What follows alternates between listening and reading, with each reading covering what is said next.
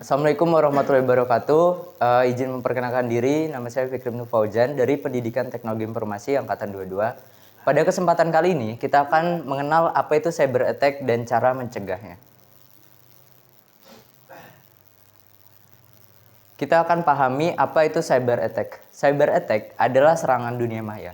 Cyber artinya dunia maya, sedangkan attack adalah serangan. Yang dimana cyber attack ini merupakan sebuah kejahatan yang dilakukan di dunia maya. Lantas mengapa demikian?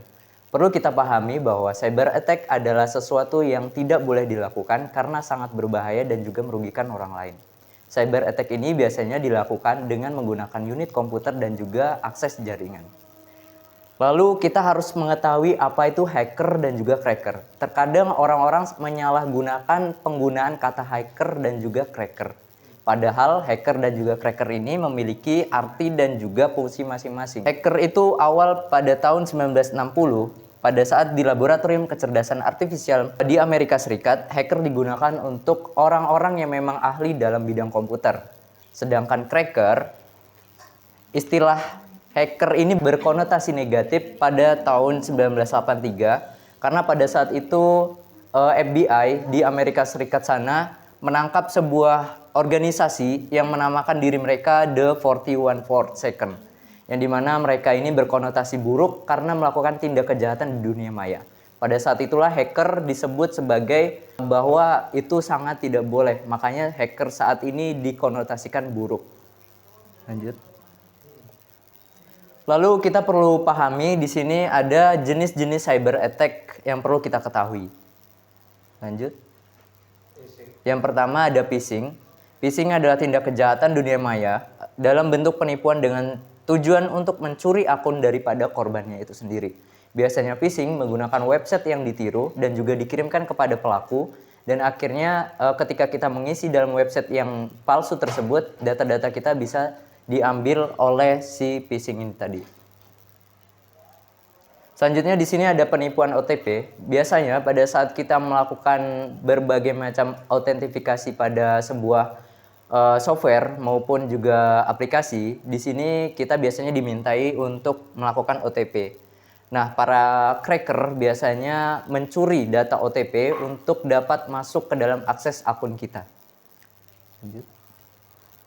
Selanjutnya di sini ada cyber terrorism, yang mana cyber terrorism ini adalah sebuah tindak kejahatan dunia maya yang tertinggi pada tingkatnya, karena ini bisa merugikan suatu negara dan juga suatu parlemen.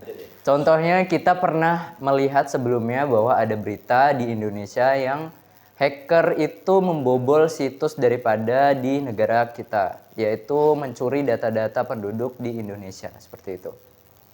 Next.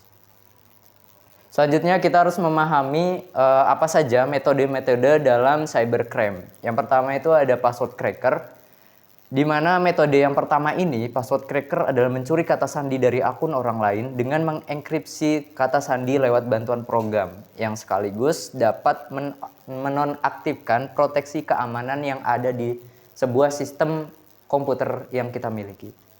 Next. Selanjutnya ada DDoS atau Distributed Denial of Service Attack, yaitu serangan yang dilakukan pada server komputer atau jaringan dari korban dengan tujuan untuk menguras sumber daya yang ada pada server komputer dan jaringan. Biasanya hal ini terjadi pada sebuah website. Ketika kita membuat sebuah website, lalu ada cracker yang mencoba untuk menyerang website kita, maka website kita secara otomatis akan nge-crack atau nge-crash dan akan delay biasanya. Seperti itu. Next. Selanjutnya yang ketiga ada malware. Malware ini adalah aplikasi yang berbahaya bagi perangkat kita karena tujuannya itu untuk merusak atau menghancurkan data di dalam server komputer. Contohnya itu seperti virus, worm, trojan, spyware, ransomware, adware, dan juga lainnya. Next.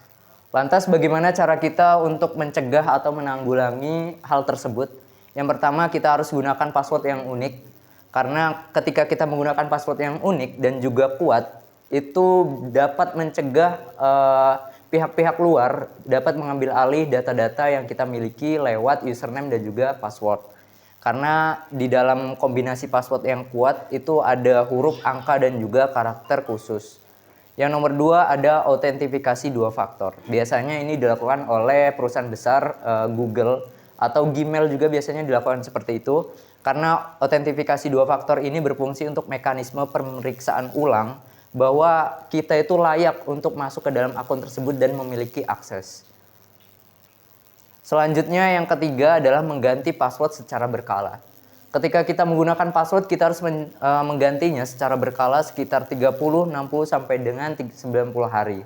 Hal itu untuk mencegah adanya ketika orang-orang menggunakan aplikasi berbahaya yang mencoba untuk menerobos masuk akun yang kita miliki di media sosial. Selanjutnya nanti kita akan ada antivirus. Kita harus mendownload antivirus yang terpercaya. Karena antivirus ini sangat penting memberikan perlindungan agar dapat mendeteksi dan juga menghapus serta mengingatkan bahwa di komputer kita ada virus ataupun malware yang dapat menyerang komputer kita.